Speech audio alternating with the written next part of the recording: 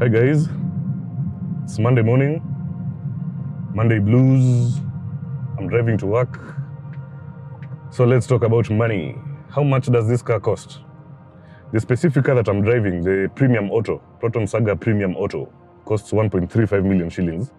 But you can get a cheaper one, the Standard Auto, which has slightly fewer features, for 1.25 million Kenya shillings.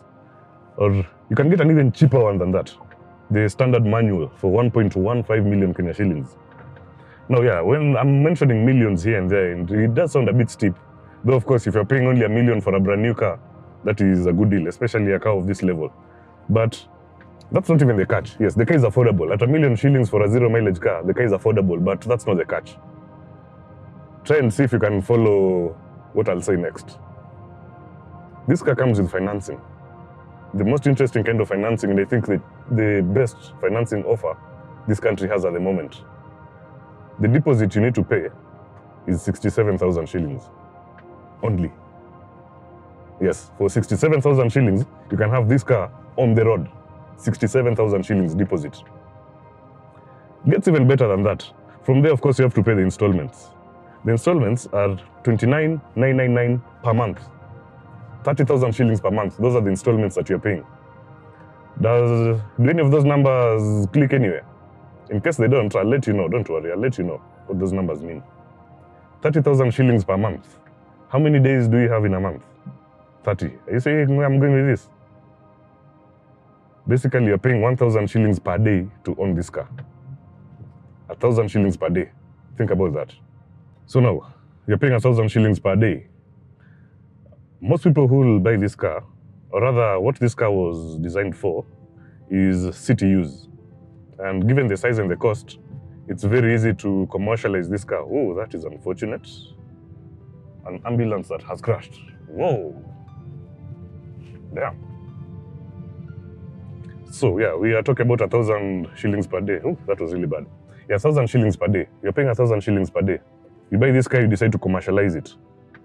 Sign it up for one of the ride-hailing services like Uber or Bolt or Taxify. How much money are you making per day? And you're only paying 1,000 for the car.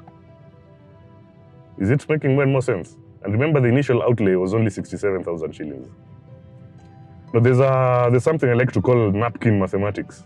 Napkin mathematics is a Kenyan concept where an investor is fooled into investing in a business by being given flashy numbers, very impressive numbers.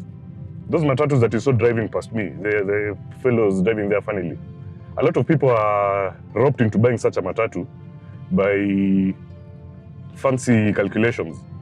You're told you need to get a loan of this amount from the bank. The pay rate is maybe this amount. That matatu, for the sake of example, we're on Ngong Road right now. They'll say, does Nairobi to Ngong in maybe 40 minutes. So in 2 hours, you make 3 trips. Fine. Per trip, you're making what? 8,000 shillings times 3 trips, 24,000 shillings, minus the running costs. They do fancy mathematics. At the end of the day, they tell you that your net income per day is something in the region of 10 to 15,000 shillings. So per month, you're earning like 450,000 shillings. Sounds very fancy. Until you actually buy the matatu. You get a loan and buy the matatu. Then you put it on the road. Then you discover that those numbers are not realistic. They are not realistic at all. You have to pay the driver. You have to maintain the vehicle. The vehicle is always being arrested by the police for whatever reason. You have to pay for the circle. You have to pay for the bus stop. You have to pay your crew. There's so many expenses. And when they say that it makes 3 trips to Ngong in an hour, that is also wrong, because as you can see, we've just driven up to traffic right now. Yeah, there's a red light there, so we have to roll to a stop. At rush hour, you're not going to make 3 trips in 2 hours. You're not. You just aren't. So that mathematics starts collapsing slowly. Slowly starts collapsing The investor discovers they cannot pay the bank. 6 months down the line, the vehicle is seized by the bank. All because of napkin mathematics. I call it napkin mathematics because those numbers are usually crunched when you're seated at the bar with a friend. He has a biro, asks for a serviette or a napkin, starts writing those numbers. 8,000 shillings per day, 50 bob per passenger, 33 passengers. It burns this much diesel. The numbers look very interesting, but in the real world, no. Oh, what is this guy doing? What is this guy doing? Yeah, so that is napkin mathematics.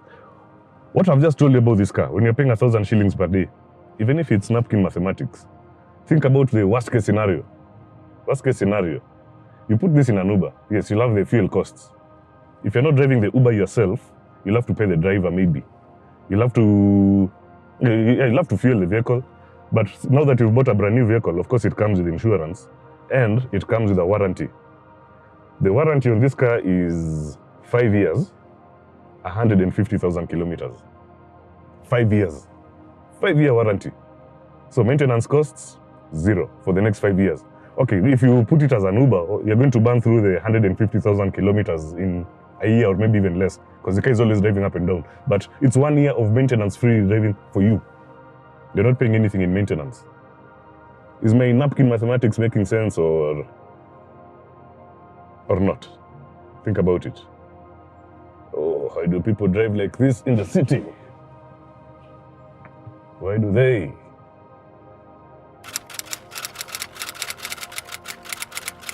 So, Tuesday morning, on my way to work again. I'll have to keep it quick because I don't have much time. So yesterday we talked about 1K per day. What does 1K per day get you? It gets you this. This is the Proton Saga Premium Automatic. As the name suggests, comes with an automatic transmission, 4-speed, which is a bit archaic in this day and age, but again, remember what you're paying for the car. You're not paying too much money for technology. At the front of the car, we have a 1.3-liter 4-cylinder engine, good for about 85 horsepower, which is ballpark for a car of this size and engine capacity. We have satellite controls on the steering, we have power windows, electrically controlled mirrors, we have air conditioning, but it's not climate control, just air conditioning, that's it. We have parking sensors, which are a very nice feature. They're very helpful when it comes to assisting with parking. There's a reversing camera, which brings me to this center screen here. This is the centerpiece of everything. For a car of this price range, it's actually it's a very nice touch. It has Apple CarPlay and Android Auto. For those of you like connecting your phones to your cars, but I personally don't do that because of security reasons. It's a compact saloon, but it's fairly roomy. It's actually quite roomy at the front here. It's a bit roomy at the back. The boot is sizable. And for that kind of money, I think you're getting a lot. You're actually getting a lot. For that kind of money, you wouldn't expect that level of sophistication, because that screen is a really nice touch. It's a really, really nice touch. So I think I'll catch you tomorrow.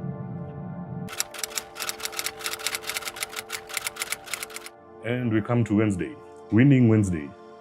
So, speaking of winning, let's talk about the Saga's competition. And straight out of the door is the famous Volkswagen Polo Vivo. This is the first locally assembled Volkswagen, if I'm not wrong. And I drove one a few years ago. It's sold by DG costs about 1.8 million shillings. And it comes with 90% financing, which means that you pay a deposit of 10%, which translates to about 180,000. Then you pay 34,000 shillings per month. Now, the Saga costs 1.6 million, and it's available with 95% financing, which means you pay a deposit of only 67,000 shillings, and then you pay 30,000 shillings per month after that, the 1,000 bob per day that I was talking about, 1K per day. Of course, when it comes to that, the advantage goes to the Saga wins that. However, the Polo is Germanic, it's a German car, and it feels premium. The Proton, in opposition, feels a little bit plasticky, because, well, it's Malaysian and we know how Asians like to build their cars. The Polo is faster because it's a 1.4 versus the Saga's 1.3 liter. But incidentally, the Polo is also more economical. If you watch the other video, you realize that I did have an issue with the fuel consumption of the Saga. Both cars have roomy interiors, and while the Polo has better rear legroom and headroom, the Saga has a bigger boot. So that kind of like balances each other out. The Polo has better ground clearance because the Saga comes fitted with a sump guard that hangs a little bit low. If you watch the videos, you can tell that the Saga has a slightly nose-down attitude. That does not really bode well for it as far as bumps and potholes are concerned. Of the two, I'd pick the Polo, to be honest. It's a much better car, but I'd pick the Polo if I was to buy the car for personal use. However, if I was to commercialize these vehicles, I'd definitely go with the Saga. That financing, the 67,000 shillings deposit and 30k per month, that makes a lot of financial sense. It makes a lot of financial sense. Second among the competition is the Suzuki Swift. This is a car sold by two different franchises here in Kenya, Toyota Kenya and CMC Motors, but for some reason I'm yet to experience that vehicle. No one has submitted one for reviewing yet. So does that mean that it's not worth the attention? I don't know, I really don't know. If the dealerships are listening in, please do something. And on to the third and biggest competition of the Proton Saga, and that is the used Japanese imports. There are quite a number that you'll get for the kind of price that the Saga is being sold for. But there's one in particular that stands out, and that is the Toyota Belter. It's similarly sized to the Saga. Incidentally, it's similarly priced. They share a lot of characteristics. It's a small compact saloon with skinny tiny tires, automatic transmission and everything. But when you buy the Saga at 1.6 million, you're getting a brand new car. When you buy the Belter at that 1.6 million, you're getting a used car that is about 5 or 6 years old. If you buy the Belter, you don't know who the previous owner was. You don't know how they maintained it. And if you import it for yourself, you're importing a vehicle that is sight unseen. You don't even know what you're importing until it gets here. The Belter also has no warranty, while the Saga comes with a 5-year, 150,000 kilometer warranty. That should give you peace of mind over the 5 years that you'll own the car before you either trade it up or trade it in or decide to keep it. Of course, the Belter does not come with dealer support. It's not sold by Toyota Kenya, so they're not going to support it per se. The Saga is sold by Simba Colt, and they're going to support it fully. So based on the competition, the Vivo, I'd say it's 50-50 versus the Saga. The Vivo is a better car, I'll be honest. The Vivo is a better car, but the Saga is cheaper, and the payment options are so much more friendlier. The Swift, we know nothing about the Swift, so we are not even going to talk about it right now. The used import, I don't really need to repeat myself, do I? Let's see what Thursday holds. And it's Thursday. Terrible Thursday. Terrible why? Today we are going to talk about the negatives of the Proton Saga, and let's just start with the fuel consumption. The car is a 1.3 liter. It's a tiny little 1.3 liter saloon, and you'd expect something like 16 kilometers per liter. I used to own a Mazda Demio with a bigger engine, 1.5 liters, 5-speed manual gearbox. That thing will do as much as 18 kilometers per liter, and on the highway, it will even go as high as 20. But for that, I'd have to thank the manual transmission and my driving skills. When we tested the Saga in the previous video going to Lodwar on an open highway, it returned only 13 kilometers per liter. Now, I'm doing that kind of figure with my current car, which is a 2.5 liter BMW with a 6-cylinder engine. I'm getting 13 kilometers per liter from that car. The Saga has half that engine and almost half the number of cylinders, yet it's doing the same fuel consumption. Yes, I know the BMW is a manual and the Saga is an auto, but still, that consumption was not very, very appealing. We've been doing a city drive and I can't really say that the consumption has improved that much. The range is very small. From a 40-liter tank and you're getting about 430 kilometers of range, that's not very, very heartening. Moving on. The tires are tiny, as you can see from the video. The tires are really, really small, and this has two implications. One, there's a lot of thumping that you can feel inside the car, and on roads that are not mirror smooth, it kind of makes the car just a little bit uncomfortable. Yeah, you're not always driving in confidence when you're going over rough roads. The second implication is what I mentioned earlier. The nose-down attitude of the Proton Saga means that the ground clearance at the front is not very good. Now combine that with the low-hanging sump guard, and then combine that with the tiny tires. You're going to be scraping over everything, and I do mean everything.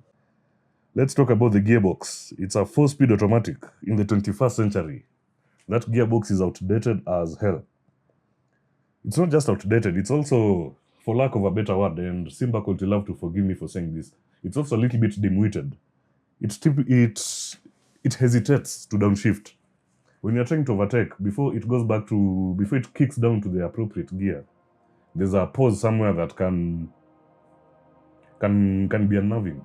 It can actually mess with your mathematics, and in extreme scenarios, it can create an incident on the road.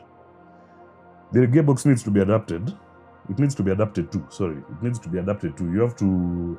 You need forward thinking when you are driving, and you learn where and how it shifts for you to be able to achieve those overtaking maneuvers, the accelerating and overtaking maneuvers that are typical of highway driving.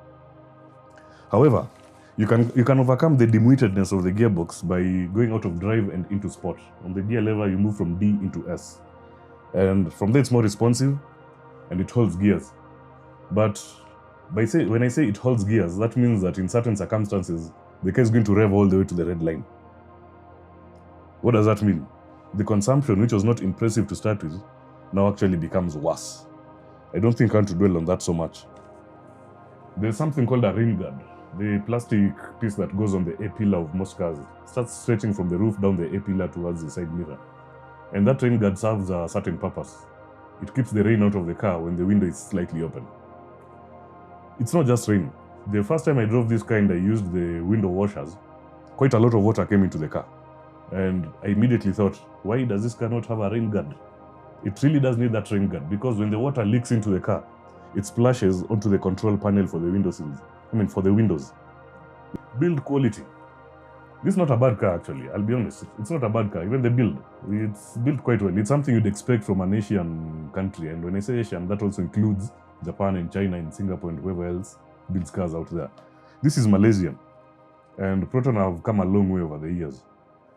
Now, the assembly seems... There are certain points of this vehicle where, if you look at it critically, the assembly might seem incomplete. We have the rear door where the rubber was, either it was coming out or it was not even attached in the first place. I noticed it on the last day of the test drive. Then we have the boot, which is badly in need of lining. You could either do upholstery. The dealership told me that it's going to cost a little bit more to do that lining, but how much more really? You could either do upholstery or you could do rubber. And I think rubber is better because that allows you to carry more things there, including dirty items or items that will otherwise foul up a fabric interior, and makes it easy to wash. You just splash water on it and mop it up and you're done.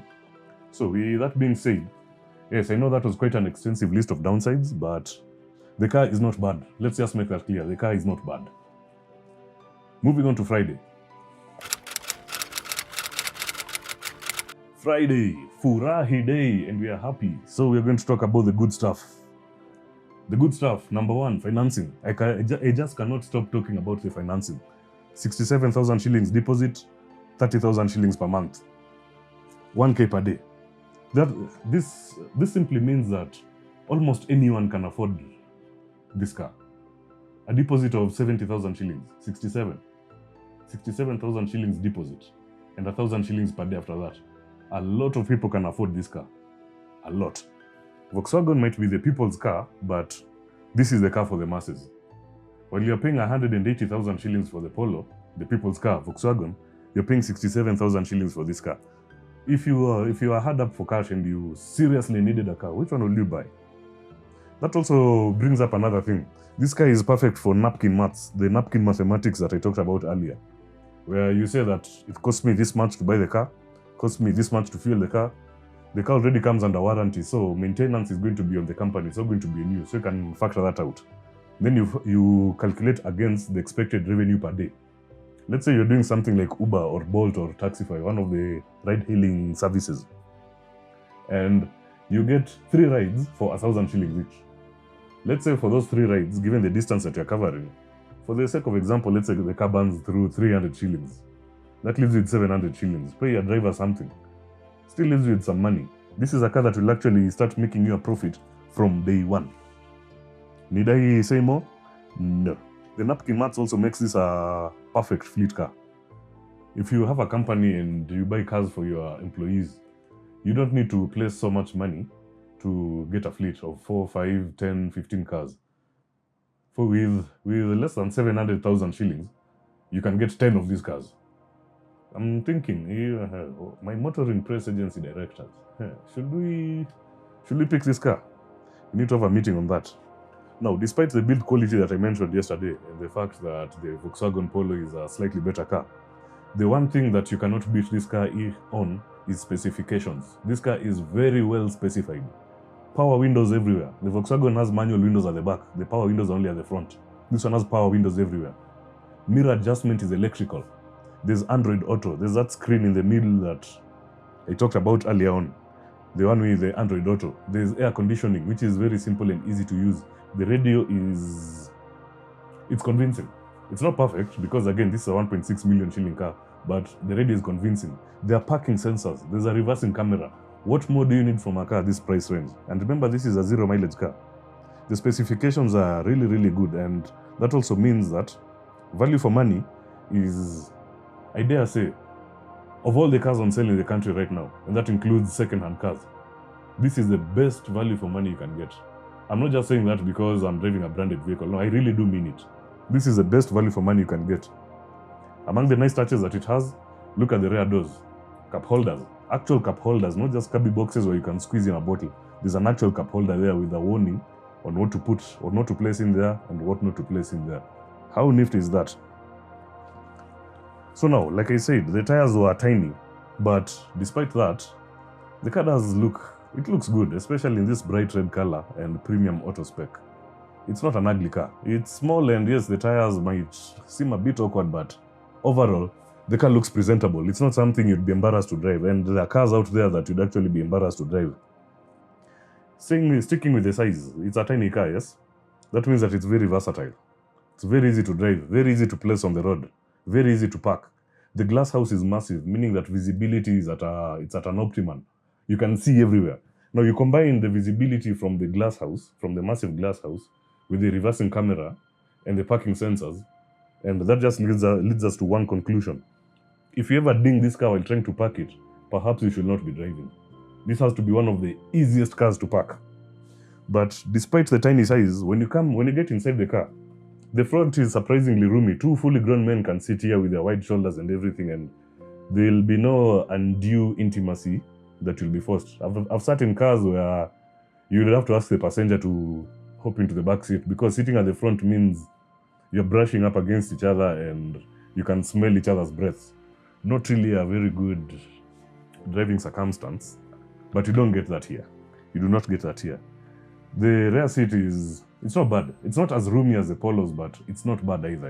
It's accommodating. If there are four of you, you can take a road trip of some kind in this car without starting to get angry at each other. The boot is massive. For a car of this size, that is one very massive boot. Just look at it. I don't need to describe it any further. Just look at it. So in conclusion, would I buy one? Yeah, I would, in a hurry. Not only would I buy one, but I think I probably will, and not just one. I might decide to get a fleet for the motoring press agency. Yeah. So anyway, guys, that's it for the weekly drive, the city testing. Tomorrow I head out of town with a few friends. I'll see you then. Cheers, guys.